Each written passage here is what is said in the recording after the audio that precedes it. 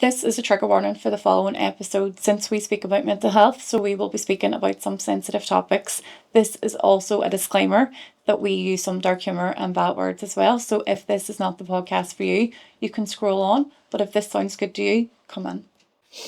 Hold on, nice snuff. You're alright. I forgot to get on this means as well. Do you have hay fever? So bad. I feel like I have it now. Hay fever. For the first time in your life? Aye. This year, I thought you were getting old. That's true. I know. I just spat myself. That's true. So I always let the guest introduce himself because you know you better than I know you or anybody else knows you.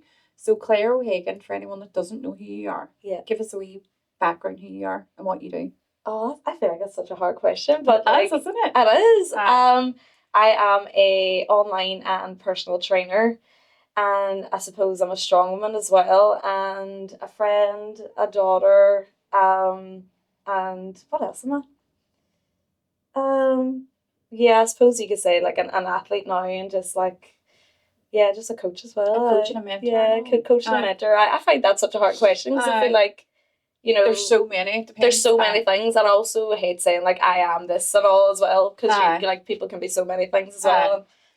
You're also a podcast host. A podcast host there's as well. Much, do you? No, there's not much to be honest. No, there's that much. Oh, there's that much. There's I know, and I'm forgetting. I know, and I love like the podcast, Empower podcast too. Like I started that at a time in my life when I was kind of like ready to use my voice again and give other people a platform, like in a really, really healthy way to like support people who, you know, had a really, really good story to tell, and I wanted to be able to facilitate that like yourself, do you know what I mean? And right now I'm in the middle of like competition prep and stuff, so I will probably do that in like a month or two again. But right now I just have like other things that I really need to like focus on. So we'll get into all the parts, wee separate parts to you throughout this. But whenever, like what I loved about you, and then I was like, I definitely want to have a conversation with her in the future, because I followed you on Instagram because my niece was training with you. Yeah. And she was like, it's brilliant, she knows what she's doing, it's just she's for the woman, and I'm like, for the woman, I'm there. And then so I like followed you, and then I was just watching your stuff and I was like, oh my god, why is she lifting all this heavy stuff? I cannot do that. But I know, it's probably a shock, wasn't it? That's strong woman. That's what I was like, is she expect me to go down this stuff? I can barely lift a pen off the ground. And so whenever I was prepping them for my own podcast, which nobody knew anything about, and you come out with yours, I was like, oh my god, amazing. This is someone that I can ask. It's like the same path we kind of like. Almost. I know, isn't it? So cool. So I messaged you, right? And a few other girls at the time, and I was like, look, I have my podcast, it's on the works, I'm just wondering who doing the videography. Do you remember that? I remember that, yep. So you're the only one that ever wrote back to me, you know. Really? Oh, that's really strange. So this is what I thought, right? I thought Claire not only says she's for the woman, she's for the woman. Oh, do you know what I mean? I love that. Thank you so much. Really, that's so nice. That's nice to hear. There's a whole lot of saying and not a lot of doing. And what I mean by that is people saying, oh, I am this and I am that, but behind closed doors, are you really though? Yeah. Do you know what I mean? And I think actions speak louder than words as well. They do, and that's like... I always really admired you and respected you for that, because thank you so much. To me, I'd be like, this is the person, and this is, you know what I mean? This is what we're doing, and this is the details. Why not? Yeah. But then there's other people that won't. No, I know. But you did, and I love that about you. I feel like everything I do now, especially, is like ruled by actions. Like, I feel like in the last few years, it's like less talking, more doing. Yes. Just do it. Do you know what I mean? Like words can only take you so far, and words can be so misleading. And you have to be exactly what you're trying to portray yourself to be. Do you know what I mean? So I just think that's so important. Yeah. So there you go. I know. Thank you so much. So we need to go back right to our worst times, because we're only going to talk about this briefly because they're the worst times and they're staying in the past for a reason. But they also shaped us to what we both are today as well. So we kind of needed to go through that hell a wee bit. So it was in 2022. Would you say that would have been a rough year for you? Because that was my rough year. 2022. I feel like it might have been 2023, I think. More 2023. Yeah, probably even, was it 2023, maybe 2024, around that time, yeah. So we both were in situations that were, would you say, quite public? I don't know. 100%. Yeah. And I suppose it's just highlighting the importance of how rough rumours and gossiping can be to an individual. especially when it's nobody else's business, really. Yeah. What did it look like for you on your like darkest of days then? Do you know what? At that time, I feel like that was the only time that I ever actually felt that I didn't want to be here. Oh. And like, I feel like I've never been through something like that. And I've never actually like met like head on something or some sort of situation that could be that, I suppose, evil. Do you know what I mean? And that like really opened my eyes to the world and opened my eyes up to like how people can truly be and the betrayal of things and stuff like that. But the one thing that I will say is like I regret none of it. And I like there's nothing that I'm like I wish that didn't happen. I'm so glad everything happened. I'm so glad it all transpired the way it needed to transpire. Because sometimes these things need to be brought ahead so publicly for things to be seen clearly by everybody else, by your own self, do you know what I mean? Things need to be shone in that sort of light. Yes. To be able to be like, right, okay, so this is exactly what it is. Yeah. Do you know what I mean? And everybody could see that. And I, like, without all that, I wouldn't be who I am today. Yeah. I'm so grateful for all of it. You know what I mean? Like, the good and the bad, you know what I mean? So grateful for all of it. And it's definitely made me who I am today. I wouldn't be, you know, the type of person I am today, because I would say for you too, it's probably changed something within you. Definitely changed something within me, and I would say 100% for the better. And I wouldn't be where I am today with my business, with my coaching, with my podcast, with like my athlete career. Like all of that needed to happen the way it needed to happen. I'm so grateful for all of it. So that's what I would always say as well. So grateful. Like I don't know anybody else that would be grateful for a divorce, breaking your back and losing your business. But I literally, I know. I'd be like, what the fuck? You're grateful, but like at the time, absolute hell. Absolute hell. Yeah, going through it at the time, and I think that's the part you need to highlight because people be like, oh, the comeback, you look amazing, you look great. Yeah. But nobody's seen us. No. When we were on our own, don't know what it looked like for you, but I was on the ground physically and mentally. Like it was so low. I couldn't even do the school runs anymore. Yeah. Like my sisters had to do it for me. I didn't leave the house. I was paranoid. I was traumatized. I was like, it just felt like everyone was looking at me and everyone was talking about me. When maybe they were, but not as much as I maybe probably the way you thought. Do you know what I mean? I think like, you know, your reaction to everything like means everything. Yeah. So you know, the last thing that you want to do or be is like the person or whatever it was hurt you. You don't want to be like that. No. You don't want to retaliate the same way that happened, because that's like you've lost everything if you give up your who you are and your, you know, how you react to things says a lot about your character.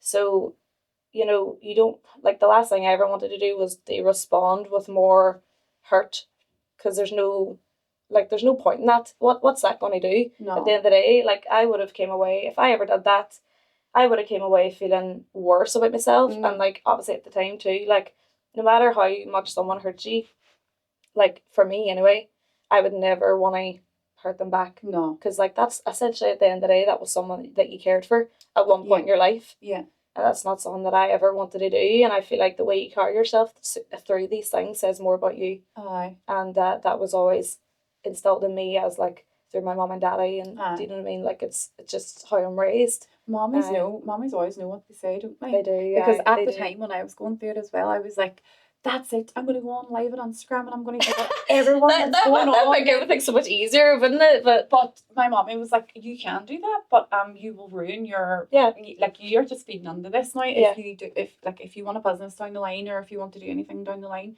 this is not the right way to go about it. Like it might take a year or two for the truth to come out, but it will. And I was like, but I want it right now. I want it right now. And those words, she's right. Yeah, the truth does come out in the end. And if I had have went on and squealed down the phone and believe my story, like I don't think that I would have a business. No. I don't think people would look at me and think you would have let yourself down essentially, because you just want to, you know, preserve who you are, and you don't ever want to make someone or something change who you are. No, you don't want it to get to that point, because that's when you're ruined. Like that's when it will have ruined you, the whole situation. But do you not feel that when you went through it, do you think that you maybe lost yourself a bit as well? Do you know what? I'll say this. I probably lost myself in it. Yeah. And then when all that happened, as when I found myself again. And that needed to happen for me. That really truly needed to happen so I could find my way back to myself and back to my family and back to my friends and back to who I am, because I didn't. Did you isolate yourself from everyone? No, I didn't isolate myself. It's so hard to describe. Didn't isolate myself, but definitely wasn't.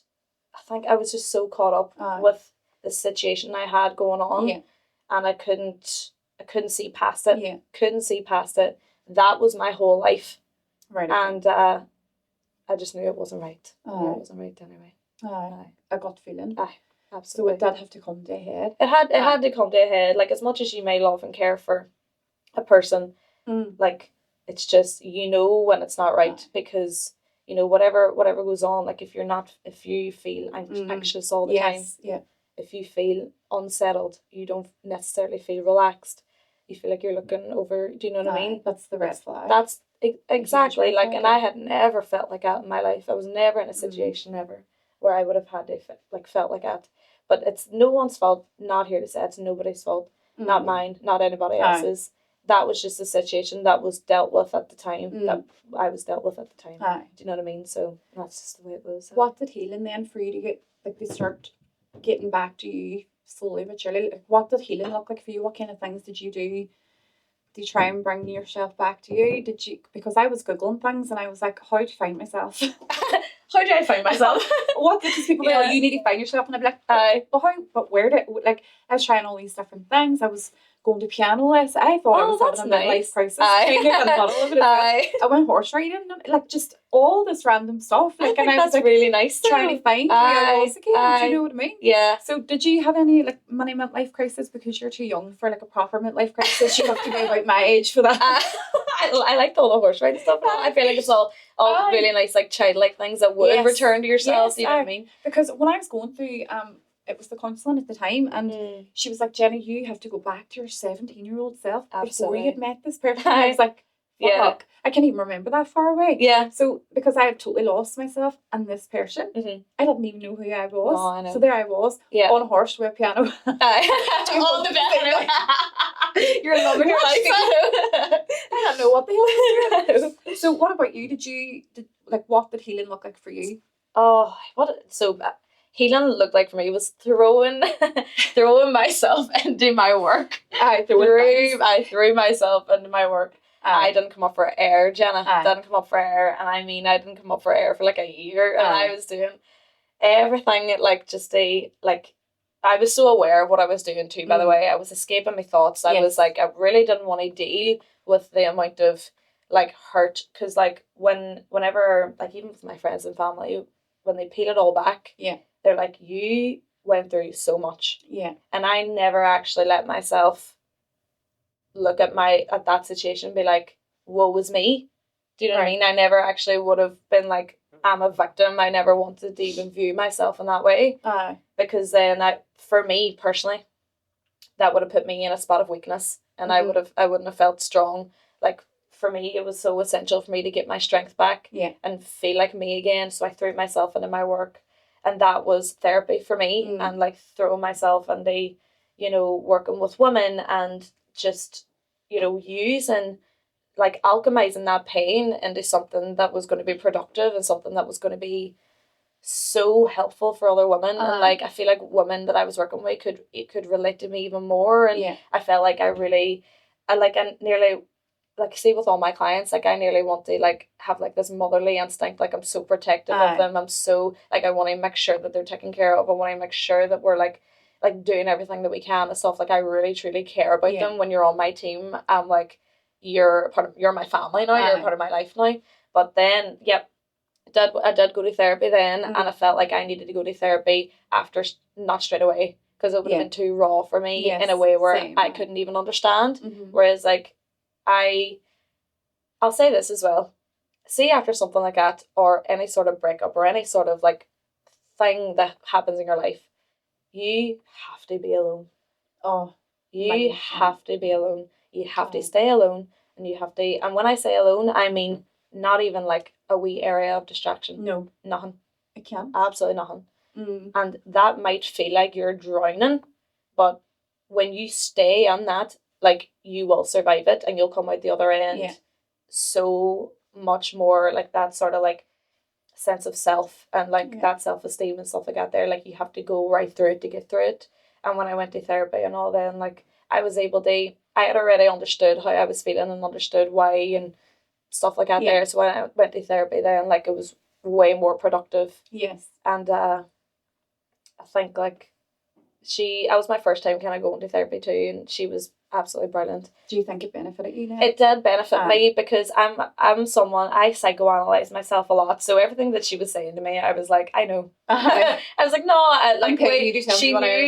she knew that I was like self-aware and stuff, but it's just even so nice to have someone sit there and be like validate how you felt and be like, whoa, you were through a lot, and you, like, do you know what I mean? Just someone who understood and was like, wow, that was a big event, and you're like, oh my god, actually that really was a big event. You know what I mean? Huge. But I love the fact there that you said that you need to be on your own, because when someone becomes single or something like that, people are like, oh, go out to town, download Tinder, and I'm like, why would I, like, I'm not even traumatizing mind frame for that. I know. And then I remember reading a quote that said you need to be uncomfortable for a long time before you reach the being comfortable on your own. Yeah. And it's so true.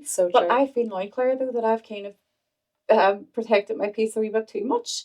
100%. To the point that 100%. I'm like, I have 90,000 walls above me with electric things at the top. Like, you can't get on now. Yeah. I don't know if it's a good thing or a bad thing. I am very, very independent. Yeah. And it can be quite maybe off-putting for some men. Not that I care. For sure. Yeah. No, I know. You're like, not that I even give a the king of cursings. Yes. Not that I give a fuck. Yeah. I know. Yeah. No, that's so true, because at the start I did feel maybe I need someone, I need to have a partner, I need maybe this will make me happy. It's because you're reaching out for a lifeline, because you can't bear being and feeling all those feelings, because it's a lot, isn't it? Like, when you go through something like that, those feelings are so intense. You're almost searching for someone to help you out of it, to get you out of it, to distract you for a second. And it's like, you see it all the time, but like, actually tearing yourself away and being on your own is the strongest thing that you could ever do. And that, like yourself, the whole hyper independence thing, like, totally relate, gal, 100% relate. I've definitely gotten to a point in my life where it's like, I'm so fulfilled in every area of my life that, like, there's no need anymore. Yes, there's like, there will be a want, like everybody, but like, I don't need anybody to complete my life. And that's like, I'd say it's rare these days. I'd say it's rare. So rare. Yeah. Because people will be like, oh, he texts, and I'll be like, no, not what? Text? Do you ain't got fucking time to text people? Literally. What? I know. Like, I'm so busy, but that's what I mean. It would be nice to have a partner and a life partner. For sure. It would need to be someone so special. Yeah. Someone so special. So it's not going to be, I'm chatting to this person. It's going to be like a proper, and once we've been through what you've been through, we know now what to look out for. Absolutely. We know what not to put up with. Yeah. And we'll kind of know straight away, if the feelings in our bodies, if we're with someone. Absolutely. This is our person. Yeah. And I'm like, you're probably the same too, just like very selective. Yeah. For me, it's just like, there's just no point coming into my life if, they need to add something. They need to add something, do you know what I mean? Like, just very selective, and I'm not the type to be entertaining something that I know wasn't gonna, you're not, do you know what I mean? So, but I think that's good. Like, people should be selective. Like, it's your life at the end of the day, and there's no point, I'm very much like, time is everything. There's no point wasting time. Same. There's no point wasting time. I don't waste time. Waste my money. Don't waste time. I always say that. Yeah. Because you can't get time back. Get time back. Never. No, exactly. So there's no point. That's no point me wasting their time or them wasting my time. You know what I mean? I'm very communicative, very upfront. There's just no point. Do you know what I mean? If you're not feeling it. Exactly. Yeah. Can we talk about strong women then? Oh, why? Absolutely. All day. A strong woman. Yes. not just mentally, but physically. Oh, thank you. Yes. Someone so small as well. I know. I was not expecting. Like, I know you're small. I can see in your videos, like, throwing these massive. I don't know. Tell me what strong woman is. Oh, this is so funny. I was at a head party this weekend, and everybody was like, "So what is strong woman?" And I was at. No tax. I was sober too. Exactly. I was just one in each arm. Let's go. But, I know.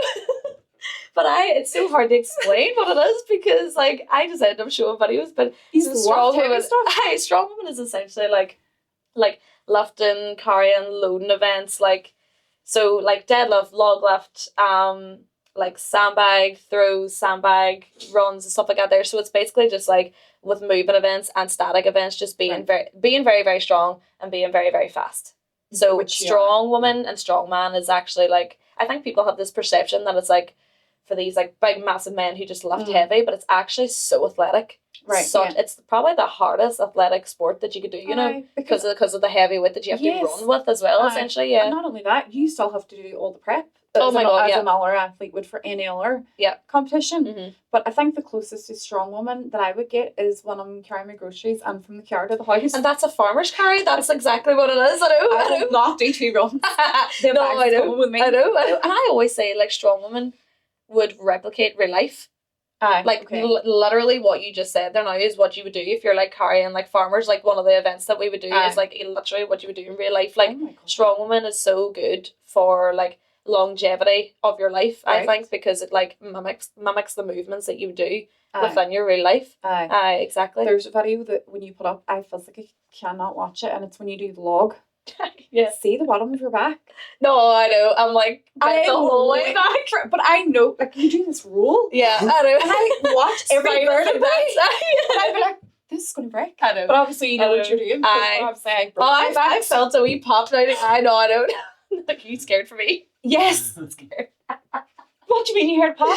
I don't know. But like, I just feel like a wee crack. Like she's cracking. It's just cracking. She's scared for me. Now I'm traumatized because guess what mine's happened? I moved wrong. What happened? You moved wrong? I moved wrong. I went down to Timeless or whatever it was. Yeah. And on my way back up, I just moved wrong and the base of my spine collapsed. I'm scared. So like, and then Brian Curtis, the MMA fighter, I always talk about him as well because he was on the rings punching boys for living. Yeah. But it was sharing a training session. Mm-hmm. He landed wrong in his neck. Oh my God. And that was something paralysed from the neck down. Oh so whenever I see people like you, you're like so afraid. Okay, first of all, but obviously you're the athlete. You know what you're doing. You know, like I could never do that. So spines can like extend and like mine's can't anymore. No, so sad. Oh really? No, I have metal on mine. Oh, you've metal in yours. You got surgery. Yeah. Oh, very good. Aye. And how are you feeling now? Like after it all? It's been 2 years, but my left side only has 50% power still. Really? Aye. So the way I found the perfect explanation the other day, like to explain to my sister, because we were up the quay walking and I'm always behind and like, hurry up, and I'd be, oh, fucking spinal cord injury many times they need to tell you. I know. But because they can't see it, they forget to be, oh, sorry. So do you ever get away? Because you wouldn't know. No, I know. I know. You wouldn't know. And then some people might think I'm drunk because I've fallen to the side or... Yeah. But the way I explained it was, do you ever get wains that hold on to your feet and be like, go and walk with me, hold on? And it's so hard to carry them. Yes. That's what it feels like, my left leg. Oh my God. Like a constant pulling. You actually have to make a wee bit more effort for that, right? So you're throwing your body forward. Oh my God. You walk with a wee bit of limp. But again, I'm so grateful because I was told I'd probably never walk again. I know. So the fact that I'm walking, even if it is with a limp or whatever it is, I know. I'm so grateful. Like even had this conversation. And look at everything that you've done, not because of it, but in spite of it. Do you know what I mean? Like essentially because it like was a massive part of your life. I know. But I remember whenever they said like you'd never walk again and all that, I was traumatized for like days, and I was like, no, actually, hold on, I am going to walk again. But then I started like walk. Like, it made me really, really sit and be. I had to be with myself. Then I had no choice because I was on the Royal for 6 weeks on my own. Yeah. And, like, you were forced to be. I was forced to be on my own. So that was my really, really tough but healing stage as well. Yeah. And around that time then I started like writing a bucket list of everything in my life that I hadn't done. Yeah. And I was devastated because I was like, why I didn't do all this because of this person or this reason, and like look at me now, I'll probably never get to do it. I know. So I did make a list, and it's called When I Walk Again, and it's fucking pages long because there's so much that I want to do. So the past 2 years that's what I've been doing. I've been going through it and like kind of marking everything off.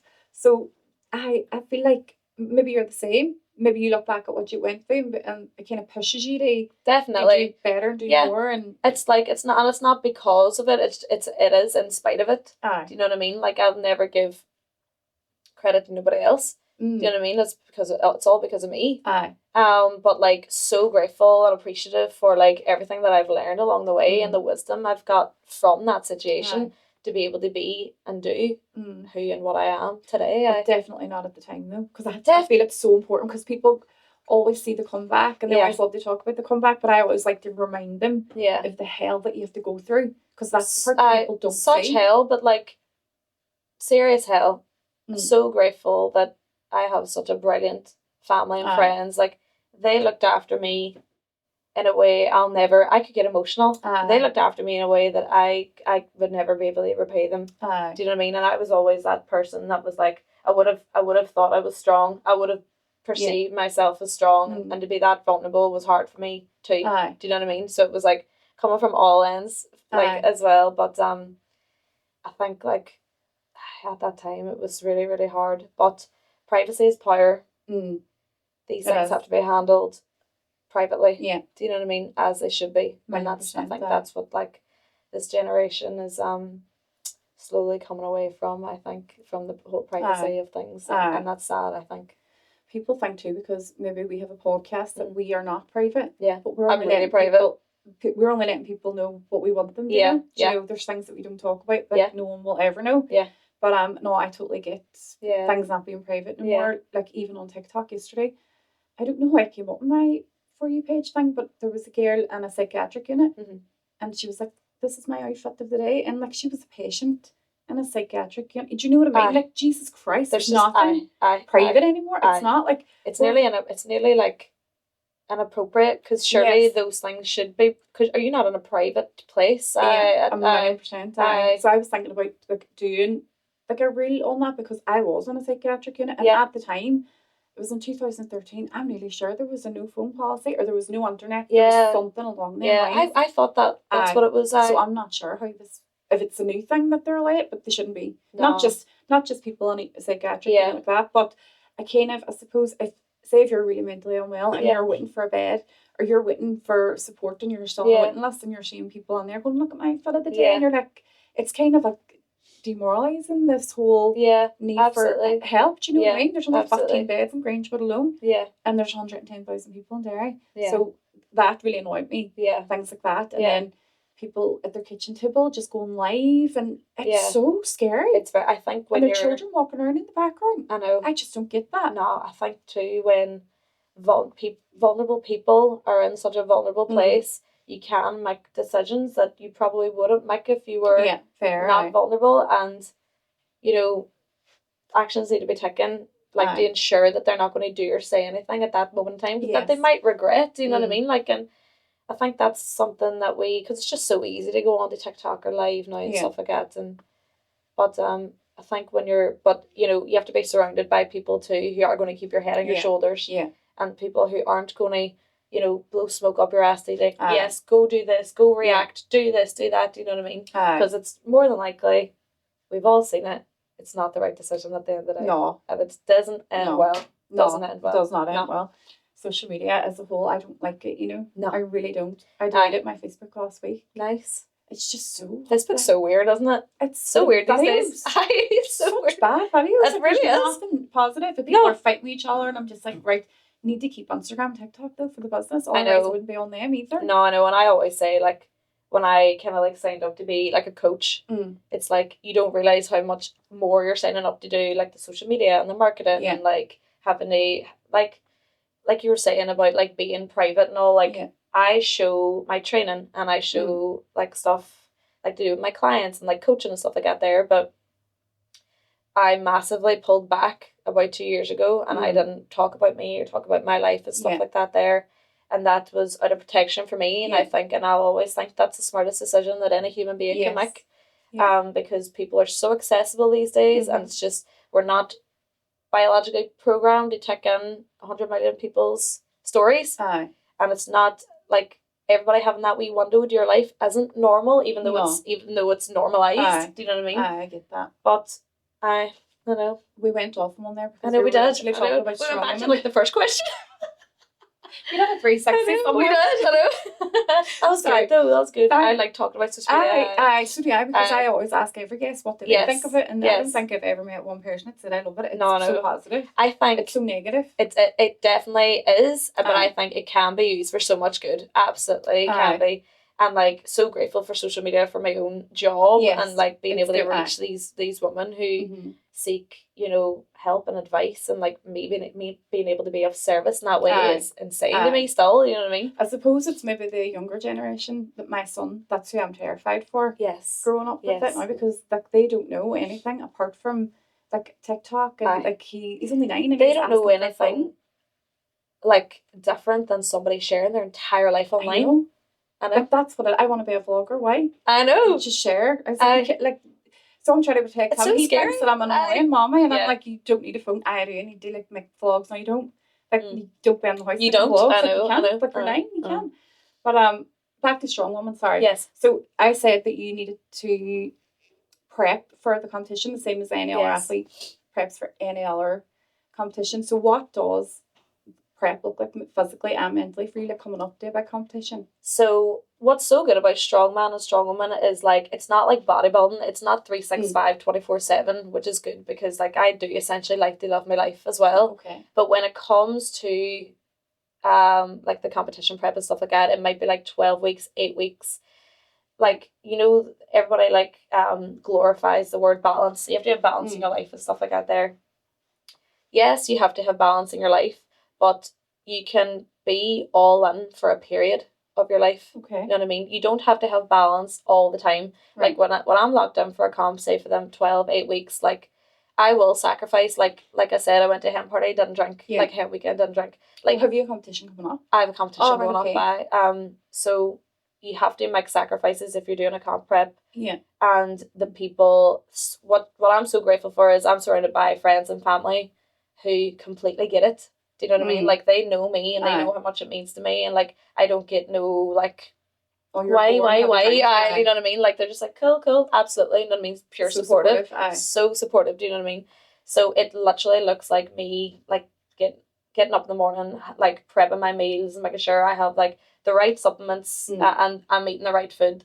The thing about Strong Woman, right, and me being so small as it is, I have to respect how much that I'm asking of my body because it's a big deal. And like if I'm not feeling it in the right way and having the right supplements and stuff like that there, my body will take a massive toll like physically and hormonally. Right, okay. So like I would say for like bodybuilding and stuff like that there as well, where it's like, you know, you could lose your period and stuff because your body's under a lot of stress. Right, okay. So there's obviously ways that you can tackle that, and it's just about respecting how much you're asking of your body and putting way like loads more like input back into yourself, like the right supplements, the right food and stuff like that. So I essentially have to make sure for those 12 to 8 weeks I'm like all over my eating schedule, supplements, like I'm pretty much really, really on it. And then I would train about 4 times a week. Like I'm always in the gym. Always in the gym. I train on 4 times a week, eat, sleep. And train and eat and sleep. Train, eat, sleep. That's it. Like barely sleep, but like do you barely sleep? Well, it's just because I get up early in the morning to coach at like 6 a.m. and then I would probably have my last client at like 8. Right. And then see that wind down period when you get home, it's like I want to stay up now because this is me time. I was working all day, exactly. And then I'm not sleeping till later. But that's I get that too. I totally get that. It's something I'm trying to work on, definitely. What about your mental health then coming up to a competition? Especially around your period and stuff, because like every month I've had my period, sorry Steve, every month for the last 20 years. Someone out there just to say He's 20 years. But coming up to it, like I'd be all right, Jenna. Same as every other month, it's going to be tricky and think that you hate yourself and you hate your body and your life's shite. The luteal phase that week before. Then it comes and I'm totally like, I'm cancelling the podcast. I'm selling my business. Giving my son up for adoption. Yep. It'd be easier that week, wouldn't it? And then it comes and I'm like, see everything that I said last week? I can't take it back.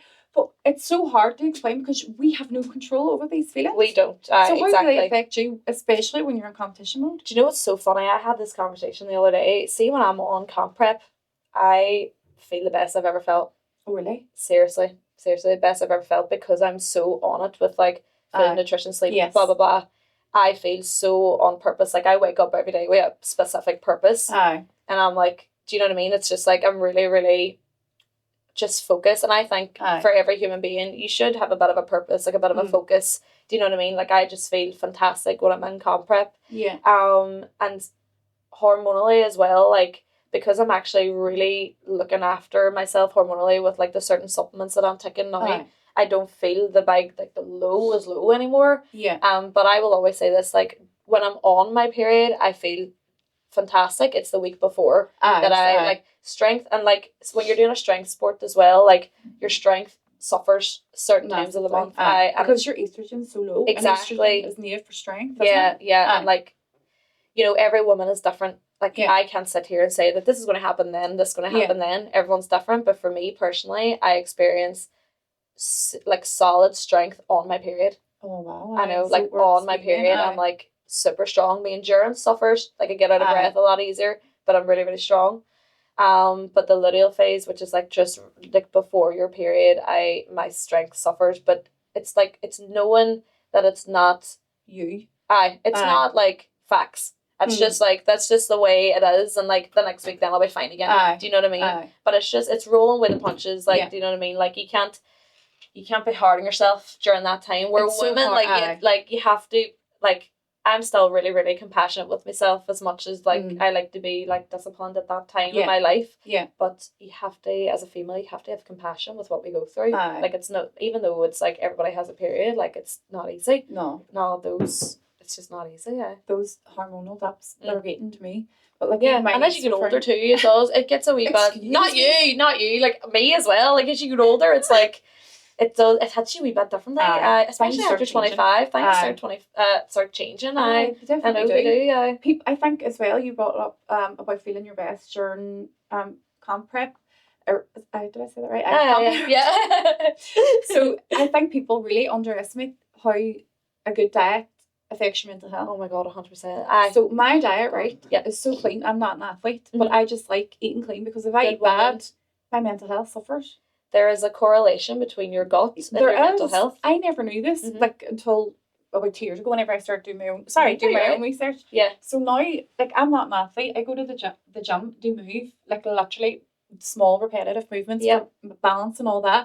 But I eat like an athlete. Yes. And I take my creatine, I take my vitamins. And I like the way you said that there, because if you identify with like an athlete, like that is like. If you identify with that, you're going to stick with it longer. Do you know what I mean? Because that is such a like brilliant thing to say, and like it shows how much respect that you have for yourself and your body. Do you know what I mean? That's because so what good. I was doing then, I was going right. I like good Monday to Friday, and then I'll peg out at the weekend. That was even worse. Yeah, because on a Monday I was having these big dips. I was bloated.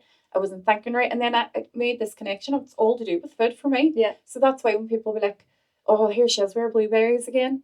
You know, when they have buns, and I'm like, I'd love to, but mentally it's not worth it for me. It's not. It's really not. It's not worth it. So I think people really underestimate the power of it. Like it doesn't need to be anything fancy. No, I eat the same thing nearly every day. Just for handiness, but I always make sure it's good. Yeah. That I'm putting under my body. Food is medicine, and people don't understand the effects that it has. You know what I mean? And sometimes like it takes being good for a certain time, then having that wee off, like you were saying, like a weekend, for you to realise. Oh my god, I see the correlation now. Like, it's the shite food that's making me feel shit, do you know what I mean? But, like, you know, foods that are good for your gut health, that's, like, because there's some foods that, even though they might be healthy, they might not align with you and your body and your gut, do you know what I mean? So it's, like, finding what's good for you, what works with your body. Absolutely, because being bloated and struggling with digestion and all, that's all related to your gut health. And like we were saying, like, there is, you know, a massive correlation between your gut health and your mental health. And I always hear a lot of women especially go, I feel shite, I feel sluggish and shite, and I'd be like, what's your diet like? Yeah. I had a Chinese last night, and you're like, do you know what I mean? You change your diet, but I love eating healthy. Yeah. Like, I love it makes me feel good, so I don't mind it. I love it. Yeah. Can we talk about Ozempic? Surely. Do you know much about it? Don't know much about it. I can't say I know much about it, but I do. The thing about Ozempic is like,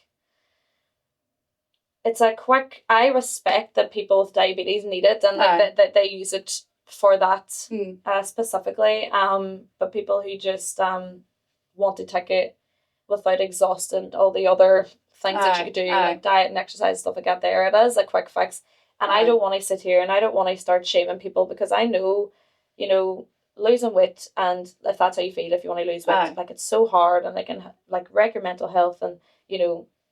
I know that it can be so hard for people, so I don't want to come across here that I'm being judgmental. No. But like I'm aware like that it can be used and is being used as a quick fix, and essentially down the line, you know, it will stop working because you're not changing your eating habits.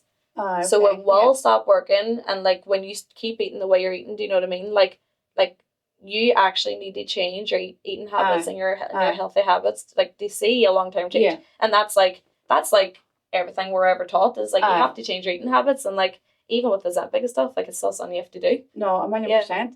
So when it first came out, I did take it. Mm-hmm. So I took it for 2 months, and maybe that is what really made me change my diet as well. Yeah. Because when you take Ozempic, I can't really remember now, but I was so ill. Yeah. That's why I stopped. That's what you hear. Yeah. I was so ill on it. I just wasn't worth it. Yeah. So instead, I was like, do you know what? I'm just going to eat good and train because it's fucking not worth it. It really wasn't. I was so unwell. Everything made me feel like you've no children, but you know, when you get pregnancy sickness, oh my God, it was just constant diet and like, I had no energy, and because you weren't eating and stuff. So for me, it's going to be a no for me. Yeah, and I've tried. That's good that you have that like personal experience with it as well, and coming away from it being all, I'd rather just eat good and train. That's good. And go through the side effect, like, because we don't know the long term effects either on them. No, we don't know the long term effects, but surely stuff like that, like if it's meant for people with diabetes, like it's not going to long term agree with. No. Surely not. No. Do you know what I mean? Like your pancreas and all, and your liver and all that must be under so much. Yeah. If you're feeling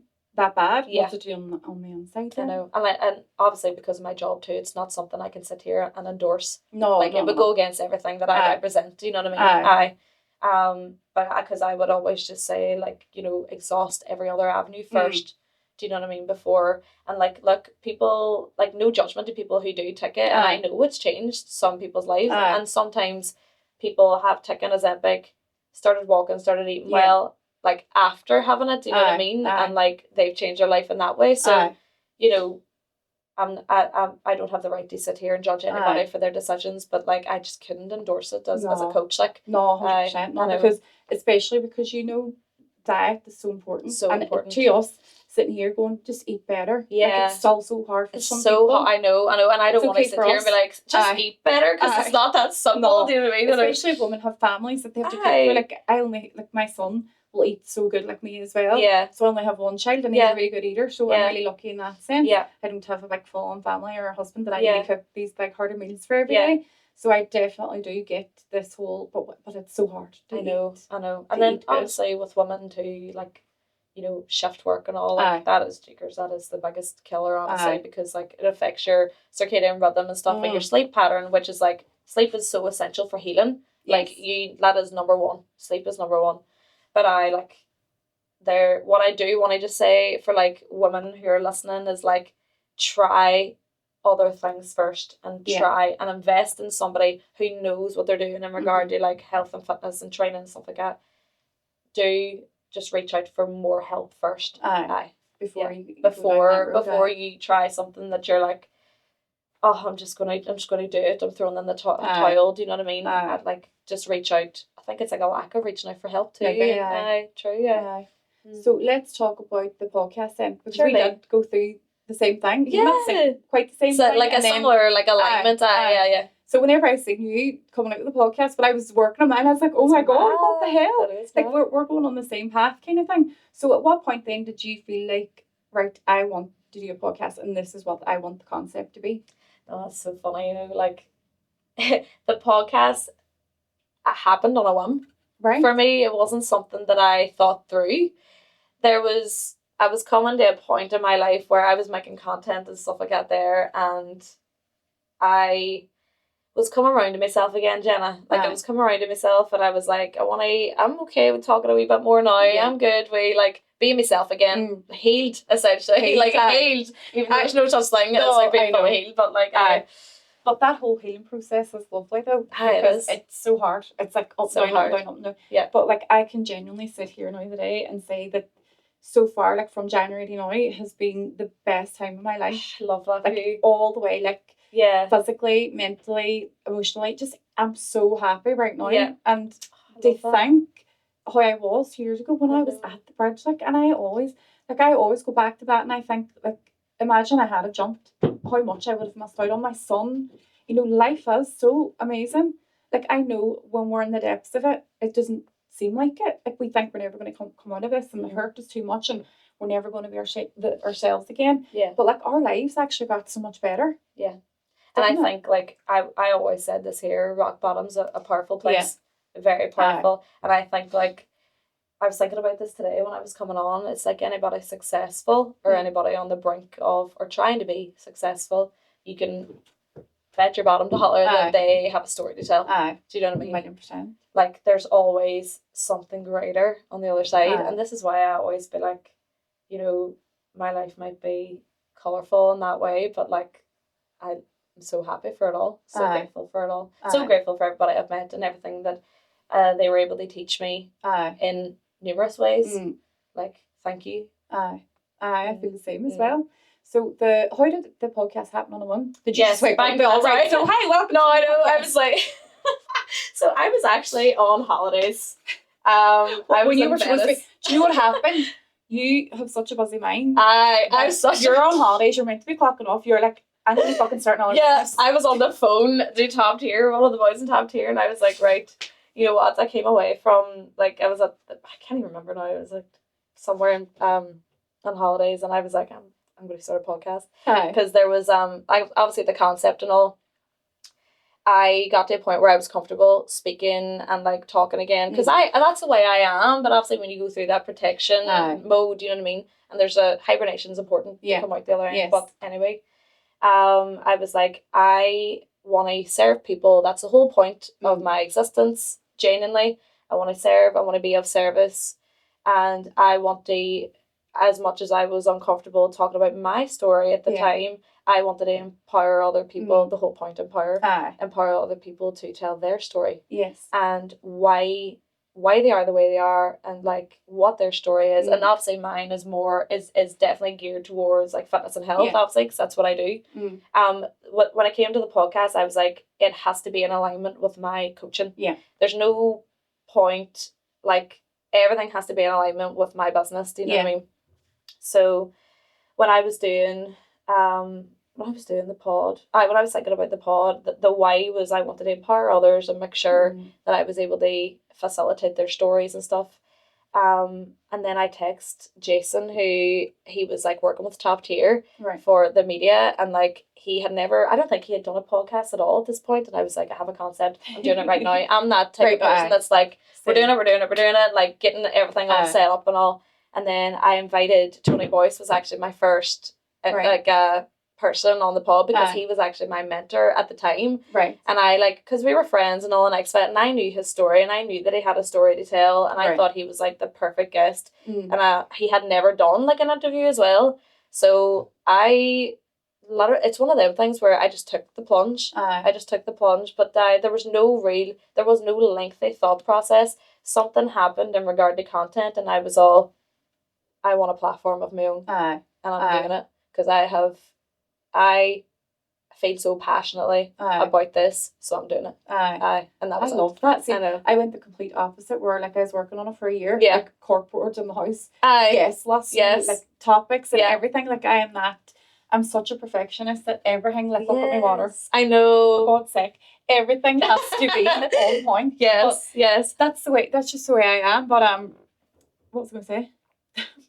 In true ADHD fashion. No, honestly, I was like talking in the middle of that too, and I was on my mind's going like, help, my mind's going. It's me every day, and then the person was, you weren't invested in our conversation. Did you forget? No, I'm always so invested. No, I know. But I did completely underestimate the amount of work that goes into a podcast. 100%. And this is why, this is why, like, I have 3 ready to go, but I do all the editing myself. And when I'm in comp prep, like, comp prep takes priority, and that's just that. Do you know what I mean? So it's a lot of work. Like, it's so much podcasting's a lot of work, and whenever you're the interviewer too, like the thought process that goes into the questions, and making sure your guest feels comfortable, and my god, and like having that like conversation and all, like it takes a specific person. It definitely does. Like, you have to have like good people skills, social skills, communication, stuff like that there. And that was something I know I'm a people person, but I was like, I'm not an interviewer. I'm no way am I an I interviewer. wouldn't say I'm an interviewer either. It's more like an open It's an conversation. open discussion and conversation, absolutely. More than that, because like that's the thing. I didn't want to go on my list of questions and start like I like it being a back and forth. Like, oh, this is this is how I dealt with it or whatever. But the podcast, my podcast, I feel like because you have your story and I have my story, I feel like it nearly opens people up more. Like they're willing to talk to us because we've shared our vulnerabilities, so they're willing to come on and share theirs as well, which isn't an easy thing to do either. Like I don't like talking about like my divorce or breaking me back because it's not fun, but you have to like bring people back, be like, this is what I went through to get here, so come on and tell me your story. I've never, and let's share. I don't think I've ever said as much as I've said today. Like this interview or the discussion that we've had is like a first for me. I've never actually touched on anything. Even on your own platform? Never. No. Never. Because I did, through the House of Sense, I started like telling me bits and pieces of stories, but it wasn't fitting with House of Sense anymore. Yeah. So that's whenever I was like, right, I need to get this podcast very running. Good. So that's how it started with you. So because people were like, I want to hear more, I want to know more, but like I also make wax melts. This is a wax melt. It's not really like So that's how that kind of came about for me. But that's brilliant. Totally underestimated the amount of work. A lot of work. I was all day yesterday. Yeah. It was you. Because you're my guest today. I was working on you and going back on your pictures, and like you don't want to know too much about them. Yeah. But you also have to know about them. Exactly. It doesn't make sense. Do you know what I mean? Yeah. But you never really know anyone anyway until they're sitting in front of you. Exactly. I know. Don't you know? Yeah, that's so true. So true. So I wanted to speak as well because we have about 5 minutes left, I think, do we? The importance of hyping all our women up. Yes, so important. You are a hype woman. Mm-hmm. I know you're a hype woman. I give you an example of how you are a hype woman at the start of the conversation. That actually touched my heart. Do you know what? Nice. It's just, I feel whenever I was going through my worst, I wasn't a hype woman. I would actually nearly go as far as to say that I could have been maybe jealous of other women. Mm-hmm. That was me. Mm-hmm. Nothing to them. Mm-hmm. That was the me thing because I was obviously hurting and I didn't like me. Yeah. So if I didn't like me, I'm not going to like anybody else or be happy for them if I'm not happy for me. Yeah. So that's whenever the whole healing and working on yourself and loving yourself. Like I never in a million years thought that I would love myself, but not in that way of I'm mad about myself, but like that's like I'm a deep love of myself and I love myself. Yeah. Like, I love who I am. Yeah. As a person. And you should love yourself. You should. It's so important. But that's what I mean about the importance of hyping up our women. Is like that. This is why I thought your podcast was going to be all women based, but it's actually not. I know it's a mixture. That's a mixture. I wanted because obviously I work with women and only women as well. I didn't because it's just the Empower podcast. I thought it was Empower Her. No, the Empower podcast. I know. But I did wanted to make it male and female too because I wanted to. There's actually some men who have good stories. I know. They don't.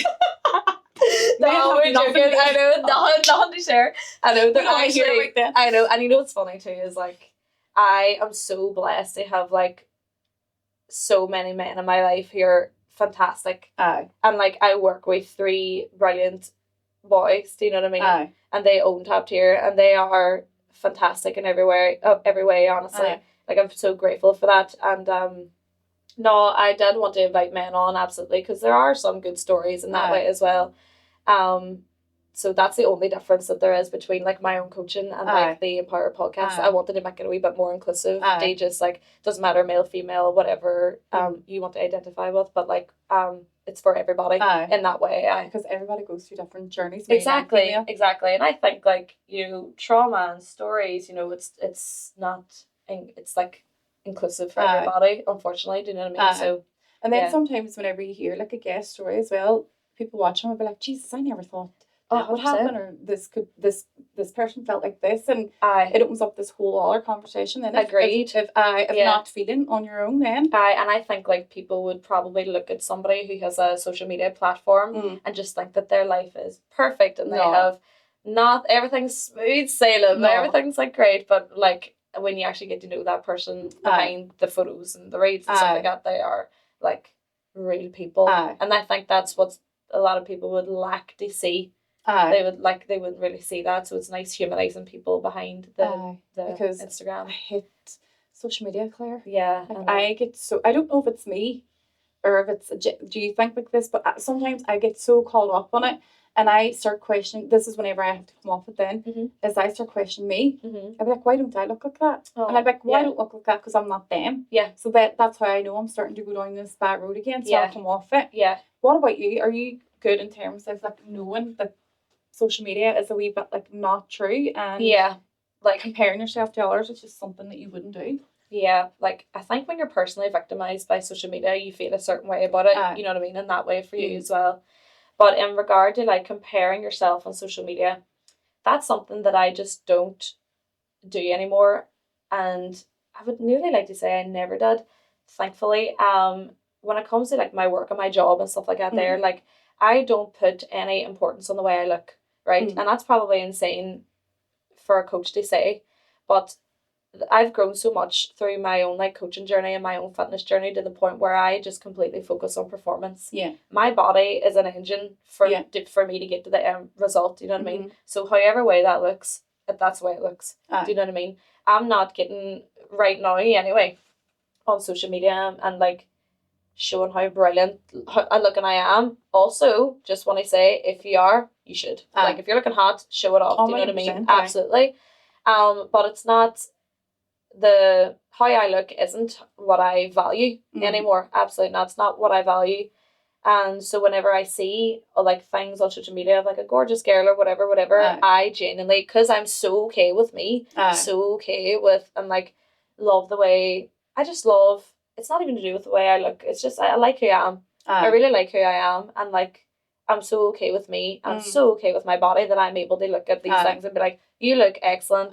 Doesn't mean that I don't look as excellent. No, and that's some things that people, like women, would struggle to kind of think about too. It's like, just because she's beautiful doesn't take away how beautiful you are. And everyone is supposed to look different. Do you know what I mean? I was having this conversation at the hen party this weekend about like, you know, plastic surgery, Botox, stuff like that there. Go and do what you want to do and stuff. But you know, not everybody is supposed to have a button nose. No. Do you know what I mean? Like, not everybody is supposed to have perfect features. Yeah, not everybody is supposed to have perfect features. And, like, because there is a rise in surgery and stuff like that there, you know, everybody is starting to look, like, perfect, which would nearly heighten, like, people feeling imperfect. Do you know what I mean? Which I do, like, with social media. Like, that's why it's so hard these days to kind of look, because like there's obviously, you know, Fishchin apps and stuff like that there. Everyone looks perfect. Yeah.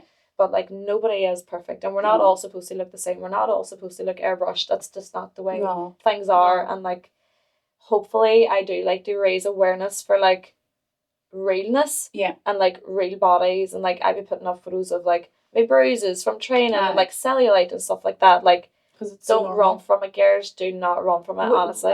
We kind of can't. It's there. Don't. It's there. Please, and don't get fucking brushes to brush it out or whatever it is. Like, you're so perfect the way you are. So that's what I say back 2 years ago, whenever I was like, didn't like myself, so I didn't like anyone, compared to the way I am now. Yeah. Like, if I see a woman who's doing amazing, I am genuinely happy for her. And that means to me that you are, like, I am content. So content. That's exactly it. It's starting to all make sense now. Yeah.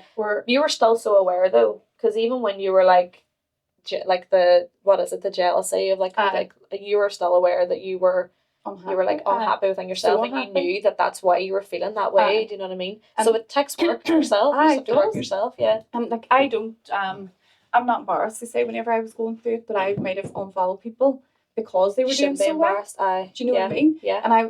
But again, that's on me. It's nothing to do with the person. Yeah. So I think people that are on social media or whatever it is, and they're going, she's this or she's that, I think maybe they need to look more in at themselves. Absolutely. On why they're coming negatively on a girl that's doing great. Because I was this person that never ever wrote anything about anyone. I would never do that. Yeah. I would just went, why is she so happy? It's not fucking fair. I like, that's not fair. I would be happy. I would be therefore you're getting removed off the camera. I know. But I mean, it's so that's human nature. Do you know what I mean? That human nature, like, it's jealousy makes you feel all sorts of mad feelings. Do you know what I mean? And like, it doesn't necessarily mean that you're like you're not a bad person for that. You're just human. No. Do you know what I mean? So let's start about you being an alcoholic. Did you not just say that? No. God's sake. So you're 7 days sober now, are you? 1 day sober, doing so well. No, because I seen you were at the hen there at the weekend, Yes. and you were saying like you done it sober. Yeah. And you're on comp prep, so that's mainly why. Yes, that's Whereas why. I am kind of like, I've never been a big drinker. Yeah. I probably drank twice a year, if even. Mm-hmm. And I've always, my whole life got, oh, wise up, you're born, have fun. Yeah. You're born. Yeah. What I mean, I'm such good crack, like sober or drunk. Yeah. And then I was starting to use alcohol as not to enjoy the taste of it, because I don't like the taste. I was taking shots, like just shot and shot. And it would have been to get through the social anxiety of being out in public. Yeah. So that's misuse of alcohol. Yeah. So I don't put myself through it anymore. Yeah. It's good that you recognise that. Aye. It's just, it wasn't serving me. And then whenever I was going out, say it was a Saturday night, and then if you own your own business, you know yourself, you can't have a day off. So then it was running into the Monday and then the Tuesday, and then I was missing those days. So it's just fucking not worth it for me. It's really not. It's really not. So what about you then? How do you feel when, because that is a big thing at hen party, not drinking. So, I don't think I don't know if I'd be able to do that. This is what I said. I was like, if you're going to drink at any event, it's a stag party or a hen party. Do you know what I mean? And so basically, like, I love a good drink. Do you know, like, as a celebratory thing, I love going out with my friends, having a wee drink. Love it so much. But see, when it comes to camp prep, like, if I see myself and view myself as an athlete, I have to act like one. Yes. I have to make sacrifices, and the competition I'm doing is in 2 weeks' time. Far too close, couldn't do it. You have to make decisions, and like, it's hard to make these decisions as well, because it all boils down to how much do you value yourself. Do you know what I mean? Because there was so many times that I could have just been, oh, I'll just drink, it'll be fine. Do you know what I mean? But like, that's showing you not disciplined either. Exactly, and I do view myself as a disciplined person, so I have to act like it. Mind we were saying about just doing it rather than talking about it. So I did it completely sober. It was hard. It was hard, but I was surrounded by friends who I love and are my best friends, and I will always have good crack with them anyway. Do you know what I mean? But like, obviously, you know, hen parties like drank 9 a.m. right through the next day, like happy days. You know what I mean? So you're tired. Yeah, exactly. You're tired and all. And but the thing is, you just have to remind yourself, like, as much as tired as I was, like, it's not about me. I chose not to drink. Yeah, that's on me. It's all about, you know, the person that you're on, like, the party with. Do you know what I mean? So I'm staying out for her and had the best time with her, best time ever. But like, naturally, I got so many replies to that story too, by the way, about not drinking. People are asking for advice because, like you just said about the social anxiety. Yeah. And I was just saying, like, let's not start with a hen party. Let's start with something like so small. We need to like break you in a wee bit first. And like, people do just end up reaching for the drink because it is easier. It's an easier decision to get you through the night. The social anxiety, it makes you feel like you're on the same level as everybody else. That's the thing that's like a struggle. Is like they're on a different level from you, so you're trying to bring yourself up there. Do you know what I mean?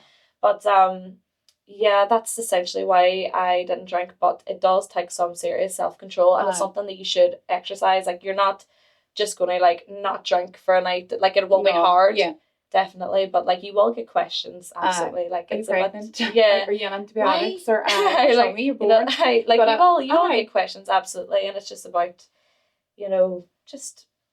They will understand. People will understand, but it is because of our culture too. It's probably it is more peculiar if you're not drinking, for sure. Oh my God! People are just curious as to why you're not. You know what I mean? Naturally. So I used to always be like, "Oh no, I'm on antibiotics," because it's just something to say. Like, it's easier just to make up something. But now I say no one asks me anymore because everybody knows, like, I don't drink because it affects me mentally. Yeah. And people can cope with their hangovers. But some people can't, and I'm one of those. I can't. But I have noticed recently that there's a lot of people who aren't drinking. They've given it up, and they're hitting the gym, and they're running, and they're doing high roxes, and I've noticed that, and I love that, because alcohol, I've never heard of a positive story that came from using drugs or alcohol. No, never. It's never a positive story. So I've always been aware of, as Muller raising son in such a small city, of what he will be faced with when he's grown up. So I try my best to show him that, like, we never have alcohol in the house. I don't drink in front of him. He doesn't, like, I don't know, it's not that I'm doing that to try and show him, it's just the way I am. You know, that kind of way. But that's like so powerful, because that's your reason why. And you have to have a really strong, grounded reason why. Otherwise you're just going to give up and drink. Like, you have to stay rooted in that reason, and that's what's going to see you through. So he would never. It's kind of nearly normal for him, whereas he would go, Daddy drinks beer, because then he might have one out with his dinner or whatever. Yeah. Whereas I don't. So I just think, on one hand, people think it's weird, Yeah. but it's starting to get more normalised, which is also amazing to see, isn't it? It is amazing to see, and I love like this town, like with as much trauma as this town has, like back to the Troubles and stuff like that. There, like it really does try and center itself around like good mental health and like run clubs and high rocks, and like there is such a surge in fitness and health in this town, and it is so amazing to see, so brilliant to see, because we're at the end of the day, we are all just trying our best.